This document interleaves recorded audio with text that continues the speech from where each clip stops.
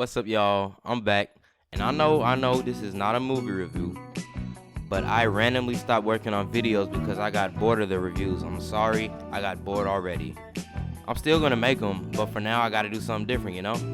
It may be a new format too, and this will be the third one. Now, do y'all remember those top 10 videos?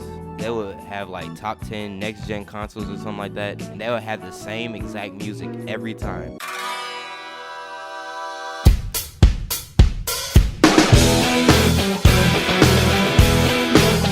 Well, I used to love Godzilla. I like the movies, the games, the toys, and the top 10 videos. These joints were fire, dude. They would keep me occupied for hours, just looking at grown men in suits.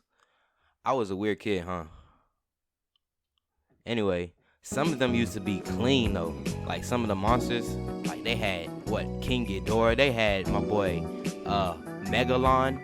He wasn't really that cool for real. They also had those big nasty monsters like Biolante or this thing. But there was this one monster who always scared the daylights out of me. It was this thing, cicadas, and Pinocchio's Revenge on the top of my list at the time. Let me tell y'all about the creepiest vermin in all the land. This thing. Now this little guy is Godzilla's son. He is also a beast that ran through my nightmares as a child.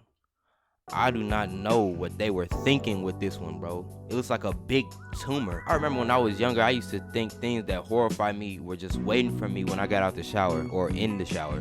I used to be scared of elephant seals' noses. Like, look at that big honking schnozola. Now imagine if an elephant seal was just chilling in your tub. Or even worse, just laying on your bed, rolling around, rubbing that nose everywhere. Then when you got out the bathroom, y'all make eye contact. And then you try to escape. But nah, V, he already saw you, dog.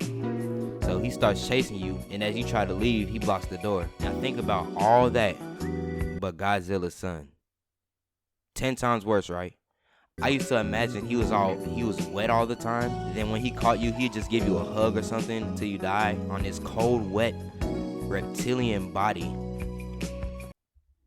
Ugh. Or he just danced around antagonizing you, which would be worse because the way I saw it as a child, if he killed you, it would be a mercy kill. You wouldn't have to live in the same world as him. If he sensed a sliver of fear in your eyes, he'd know you are mesmerized by his big, burly, rumply body. I used to think of ways to appease him just in case God was getting back at me for all the wrong I was doing, and just spawn him at my most vulnerable time. I don't know, I used to think that if I just play with him, he'd let me live, he'd just let me be.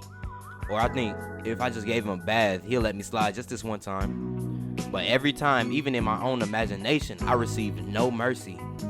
He'd somehow just get more mad and attack me. Like he'd be real chill for a second, but just a second. A second was all I got in my 8-year-old imagination. Now imagine this. You're walking home from the bus stop, alone for some reason, and there's no cars or anything, no people, nothing. Then out of nowhere, Godzilla's son is just running at you. Laughing nose, he strikes fear in your heart. Then, waking up in a cold sweat, you hug your pillow tight. Oops, that's actually his tail, idiot. So he laughs, and that demonic laugh wakes you up again. Is this real? Is it finally over? Can I finally be at peace? You ask yourself these questions.